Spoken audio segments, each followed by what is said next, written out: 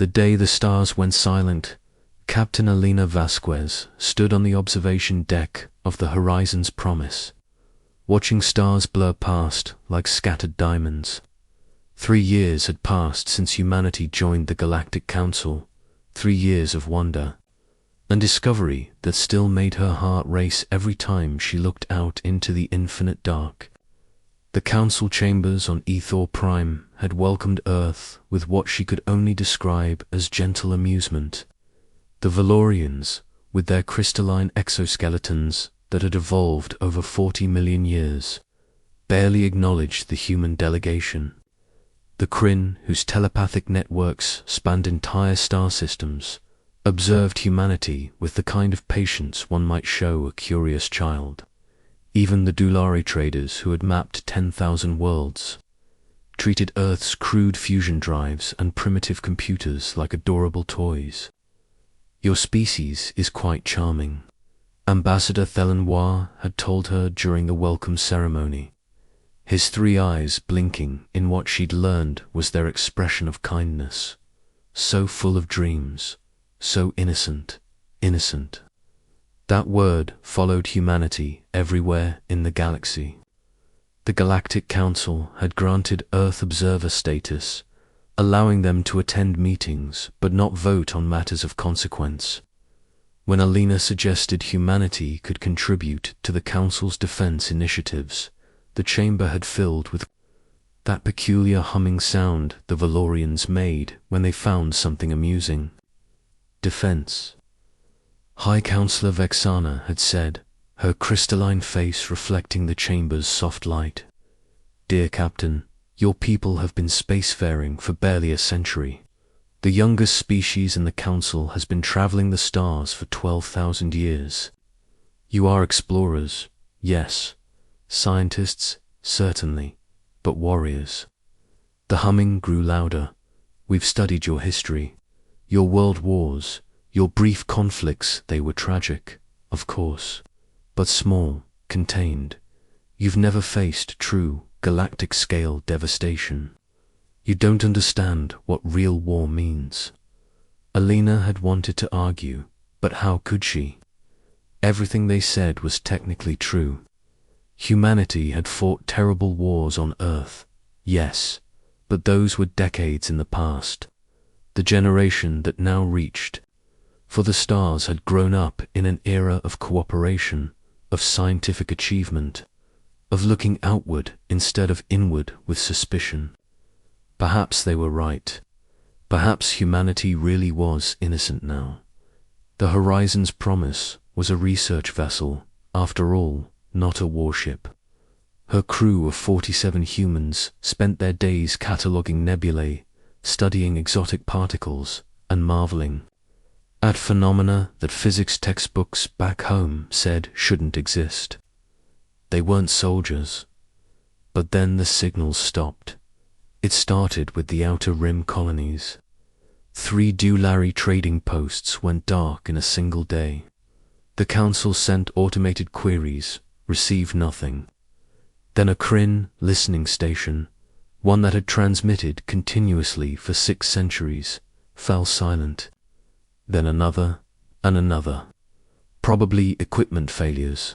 Counselor Vexana assured the gathered delegates. The Outer Rim is wild space. Systems fail. But Elena had served in Earth's Navy before joining the Exploration Corps. She knew the difference between coincidence and pattern. And this was a pattern. When the distress call finally came through, it was barely coherent. A Valorian science team, their signal breaking up across light years, screaming about ships, about darkness, about something that consumed entire stations without warning. The Council convened an emergency session. Alina attended, standing in the human observer section, watching as the great powers of the galaxy argued about what to do. The Kryn wanted to send long-range probes. The Dulari suggested negotiation. This was a misunderstanding with some unknown species. The Valorians, for the first time since Alina had known them, seemed uncertain. Then the footage arrived. A Dulari merchant vessel had managed to transmit 30 seconds of visual data before its signal cut off. The council played it on the central hologram, and Alina felt her blood turn cold. The ships were wrong. That was the only word for them. They moved through space like infections spreading through healthy tissue, their hulls covered in what looked like organic growths, pulsing with sick light. They didn't communicate. They didn't negotiate. They simply appeared, and everything nearby ceased to exist. The Devourers, that's what the last transmission called them. A species, if they even were a species, that existed only to consume.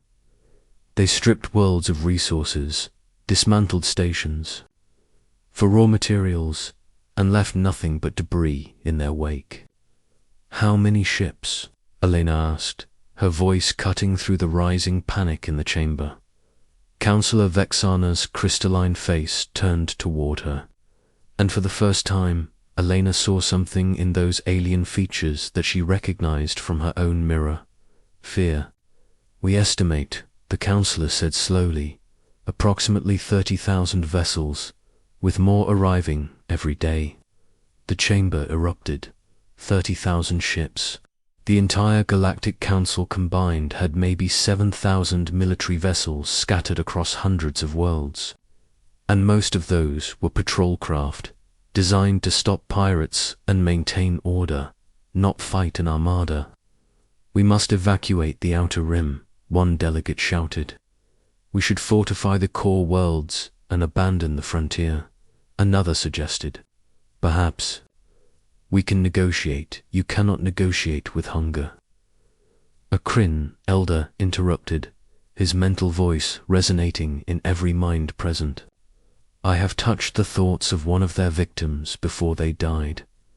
There is no intelligence there, only appetite, only need. Alina watched the great powers of the galaxy species that had ruled the stars for millions of years descend into chaos.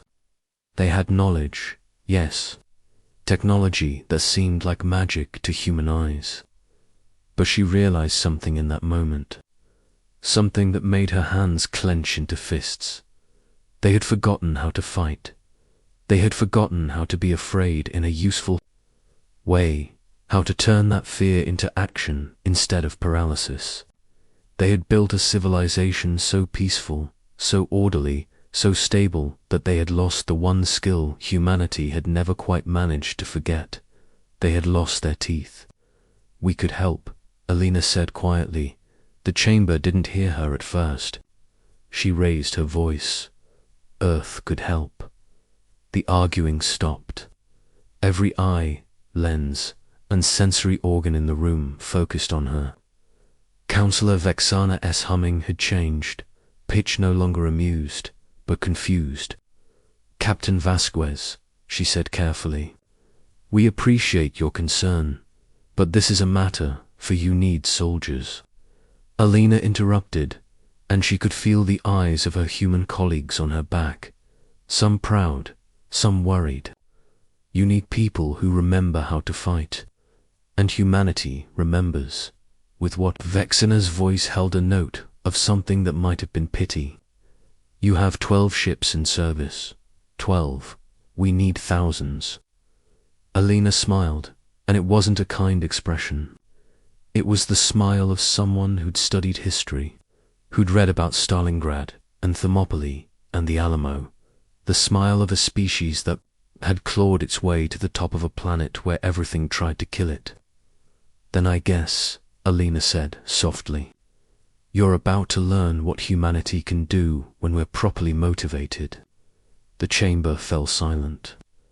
Outside, through the vast windows, the stars continued to disappear, one by one, as the Devourers advanced. And somewhere, 700 light-years away, Earth received a message that would change everything. The galaxy needed help. And humanity, the innocent, the charming, the harmless humans, were about to remind the universe of a simple truth. Never underestimate the species from the death world. especially when they're done being nice. Asterisk, when Earth remembered the message. Reached Earth on a Tuesday morning, translated through 17 languages and 3 different mathematics systems, before humanity's computers could make sense of it. The Galactic Council needed help. Not trade, not research, not cultural exchange help. Military help. Premier Chen stood in the United Earth Command Center, reading the message for the 5th time, surrounded by officials who looked as stunned as she felt. "They're asking us for military support," Defense Minister Okafor said, and he sounded like he couldn't quite believe the words coming from his mouth. The same council that called our fusion drives adorable. The same species that laugh when we talk about defense. "They're not laughing now," Chen said quietly. The briefing materials made it clear why. The Devourers had claimed 47 systems in 2 weeks. 47? The casualty estimates were in the hundreds of millions. The Council's defense fleets had engaged twice and been torn apart. Their ships were advanced, elegant, designed for efficiency and beauty, but they'd been built in an era of peace that had lasted 10,000 years. Earth's ships had been built by a species that had only known peace for 50. "What can we even contribute?" the science advisor asked. "They have energy shields that can stop small moons. We're still using ablative armor and praying. They have antimatter weapons that can crack planets. We're firing kinetic slugs. They have AI systems that can coordinate fleet actions across light. We're still arguing about whether to let computers pilot our fighters." Premier Chen let them talk, let them list all the ways humanity was outmatched. Then she pulled up another file, one that had been sitting in Earth's military archives since the formation of the United Earth Government. "Project Tombstone," she said. The room went quiet. Every species that reaches for space has their dreams. The Valorians dreamed of mapping every star. The Kryn dreamed of understanding every consciousness. The Dulari dreamed of connecting every world through trade. Humanity had dreamed too, but humanity's dreams had always been a little different. A little darker, because humans remembered what it was like when someone stronger wanted to destroy you, and you had to fight with whatever you had. Project Tombstone was humanity's nightmare insurance policy. After the formation of United Earth, after the wars ended and peace seemed permanent, military planners had been given a hypothetical. What if someone came from the stars who wanted to destroy us? What if all our peace and all our treaties meant nothing? What would we build? They'd built it, quietly, in facilities scattered across the solar system, hoping it would never be needed. "Start the mobilization," Chen said. Councillor Vexana received the response from Earth 48 hours later. She read it 3 times, certain the translation had failed. "They're sending ships," she said aloud, in the empty council chamber. Thousands of ships. That was impossible. Humanity had 12 vessels. The council had verified this. 12 fusion-powered research and transport craft, none of them capable of more than 0.5 light speed. None armed with anything more sophisticated than point defense. Lasers for clearing debris. The first wave arrived 3 days later. They came out of hyperspace. In formation, if you could call it that. The ships were crewed by galactic standards, their hulls covered in reactive armor plates, bristling with weapons that looked ancient. Railguns, missile tubes, chemical rockets. The kind of weapons the Valorians had stopped using for million years ago. But there were 2,000 of them. Where did they come from? Vexana demanded. Captain Vasquez, standing on the bridge of the Horizon's Promise, now refitted as a command vessel, smiled that unsettling smile again. We built them. Fast production yards on Mars, in the asteroid belt, in orbit around Jupiter. Automated systems we've been developing for a century, just in case. Every one of those ships was assembled in the last 72 hours. That's impossible. No, Elena said. It's just difficult. There's a difference. The Devourers arrived in the Threshold system 16 hours later. 30,000 ships, just as the projections had estimated. The Council's remaining defense forces, barely 3,000 vessels, took defensive positions, expecting to die buying time for evacuation. The human fleet attacked first. It wasn't elegant. It wasn't sophisticated. The human ships couldn't match the Devourers for speed or shields or energy output. But they could do something the Devourers hadn't encountered in 1,000. Systems that could be creative. The first wave launched kinetic projectiles, thousands of them. Tungsten rods accelerated to a significant fraction of light speed. Dumb weapons with no guidance systems. The Devourers barely reacted, their shields designed to stop energy weapons. The rods punched through like they weren't there. The second wave followed immediately behind. Small fighters piloted by humans who volunteered, knowing they might not come back, carrying nuclear warheads into point-blank range. The Devourers tried to adapt, tried to adjust their shields, but they'd spent 1,000 years fighting species that fought with elegant, efficient, predictable tactics. Humans didn't fight fair. Humans fought to win. Target their largest vessel, Elena commanded. Everything we have.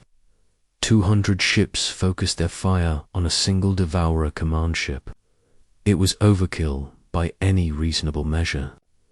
The vessel exploded in a flash that lit up half the system, and the rest of the Devourer fleet hesitated.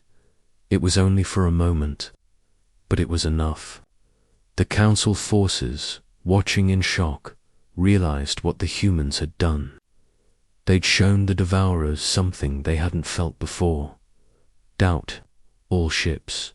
Advance, Vexana commanded, her voice carrying across the fleet. For the first time in 10,000 years, the Valorians remembered what their ancestors had been before peace. The Kryn minds linked, not in contemplation, but in coordination. The Dulari ships, built for trade, armed their emergency weapons. The battle lasted for hours. When it ended, 18,000 Devourer ships were destroyed or scattered. The cost had been high. 800 human vessels. 400 Council ships, but they had won. They had actually won. In the aftermath.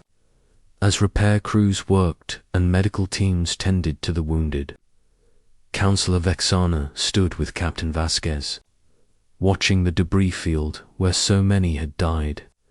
"We underestimated you," the councillor said, quietly. "Yes," Elena replied. "You did. We thought you were innocent, harmless." Elena turned to face her, and there was no anger in her expression, only tired understanding. "We're not harmless. We're just careful. There's a difference." She looked out at the stars. "Every human child learns about the wars we fought, the terrible things we did to each other. We remember. We teach those stories not as celebrations, but as warnings. We became peaceful because we chose it, because we knew what the alternative cost." She gestured at the human fleet, battered but intact. "But we never forgot how to fight. We just hoped we'd never have to again. Will you stay?" Vexana asked. "The Devourers are still out there. Thousands of them. This was just one fleet." Elena smiled, and this time it was warmer. "We're not leaving. Earth doesn't abandon its friends. Besides," she added, "you're about to learn something else about humans." "What's that?" "We're really, really stubborn. The Devourers think they can consume the galaxy." They haven't tried consuming a species that climbed to the top of a food chain where everything was bigger, stronger, and faster than us. Her eyes gleamed. They haven't fought a species that won because we were too stubborn to die. News of the battle spread across the galaxy. The weak ones, the innocent ones, the humans had stood against the Devourers and won. More ships began arriving from Earth. Production had accelerated. Entire populations mobilizing with a speed that amazed the Council.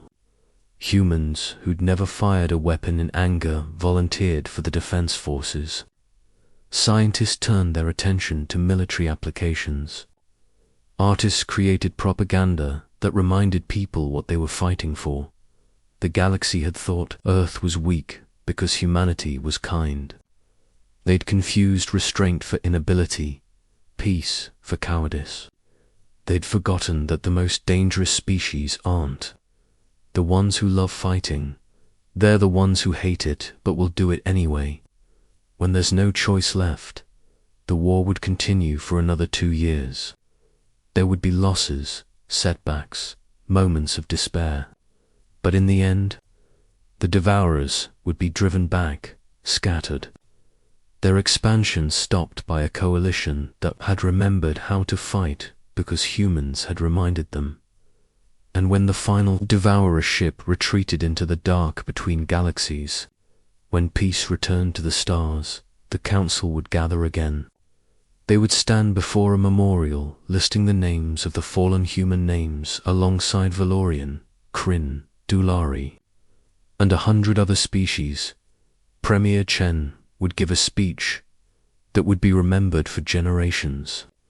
But the words she spoke weren't about victory or strength. They were simpler than that. We didn't fight because we wanted to, she would say. We fought because you needed us. Because when you're part of a community, you protect it. That's what humans do. We protect what we love.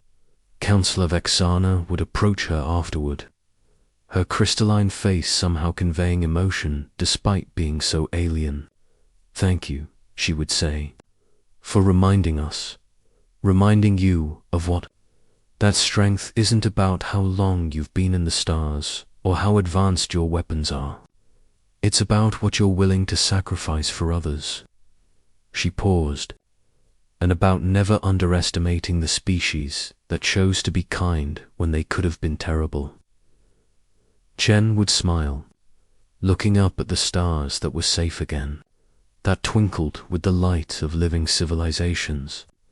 Just remember that next time someone new joins the Council, give them a chance to surprise you.